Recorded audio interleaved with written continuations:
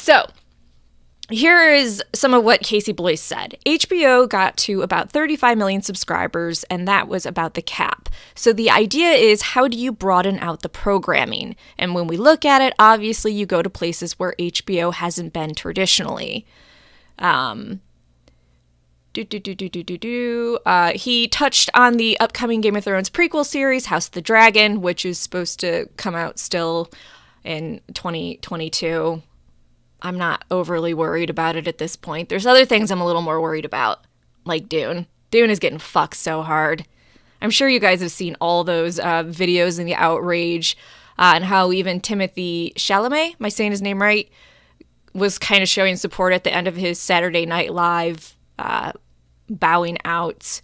I know Danny Villeneuve, I'm hoping I'm saying his name right, probably not, who is doing the Dune movie, director, he is fucking pissed, and he has been going off about them putting Dune streaming and not having it be the theater experience. So continuing on, sorry, that was like my side rant. So whether it comes out in 2022, I don't care. It's an HBO show. What that means in 2022, could there be some sort of sneak or something? I mean, who knows? Like I said before, we're talking Euphoria, which we released early on Max the weekend before its linear premiere. Who knows? I mean, 22 seems so long away and so far out. So we'll see. We'll see how it goes. I just want to get shooting first. So, which they should be starting to shoot on House of the Dragon pretty soon. They're already doing principal photography, and I think it was a couple months into January. Okay, Casey Bloys also said he imagines other potential series will develop within the world created by George R. Martin, but deferred when asked if he feels the property could one day be as big as Marvel and the Star Wars universes.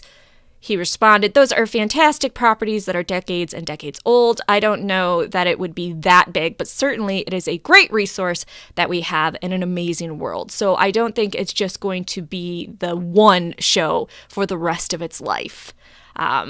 So that's kind of where people are freaking out, the fact that he hinted in multiple points, yeah, there's going to be more than just House of the Dragon. There's going to be more than that in the main show. How that turns out to be, I don't know. I feel like they really waited too long to even get the spinoffs from the main show, but who am I? I don't work in Hollywood. Obviously. I'm too much of a fucking shit show. Okay. I want to make sure I didn't miss anything else. He, like, kept bragging through it's his job. He's like a hype man, but he kept saying, like, oh, our subscriber count 35 million, and just kept fucking. It's like, dude, we get it, man. God damn. So, I don't know. I unfortunately put normal behind, and see, you guys are, like, way, way behind me. Direwolves of Westeros needs to be a series. I 100% agree with you.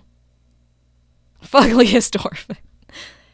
Metal Maze Meals, I don't think we will see a Dunkin' Egg series. Maybe if this is, I'm not saying like, whoa, I'm happy George needs to die. I feel like if George were to pass away, we would get a Dunkin' Egg series sooner rather than later. But if George is hanging on, and gosh, I hope he hangs on, and he's still around 10, 15, 20 years from now, it won't happen. So I think it really depends on George, how he is doing, because I doubt he will get enough Dunkin' Egg books done for him to feel comfortable, and he'll keep holding on to it, and then once he passes, I think HBO can then go forward. Although that stubborn little badger doesn't even want anyone to finish his books. He's like, if I die, that's it. Get fucked. I love George. Crazy little asshole. It can be great if done right. Hello, Mr. Doom. Okay, Streamlabs is making me mad. They need to cast Mushroom Rawr. You know, I really want to think about... I'm so, like, glowing. like I actually have like a weird spray tan. Awesome. Cool. I actually started wondering the other night about that. Sometimes, you concentrate on thinking about something to help yourself fall asleep. So in my head, I was thinking, who are they going to cast as Mushroom? And the problem with that is, I know there's a big thing about representation among smaller people. Small people? I forgot what the term we're supposed to use now. Just look this up. God damn it! Okay, the word we use for people that are much shorter of stature have been making kind of a stand of not wanting to be used in the stereotypical I'm a dwarf sort of way. So I'd be interested who plays it, because it's kind of fucked up. But I guess we'll see. I'm not very good at casting. I'm mostly the type of person that waits for rumors of casting, and then I look at it and I just shit all over it. That's what I do. It lacks any imagination whatsoever. So I'm not very good at casting. I usually mention, like, oh, hey guys, this is one of the rare times. This is who I would like to see in this role. But in general, I'm not very good at thinking up. Yeah, I'm just not. I'm just good at bitching about after they're cast or there's a rumor.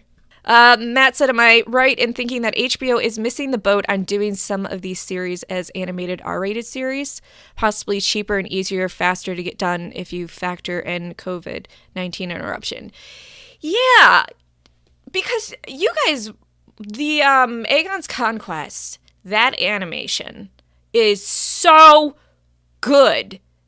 And I would watch the shit out of them just animating and going from the actual lore, or just going little bits at a time.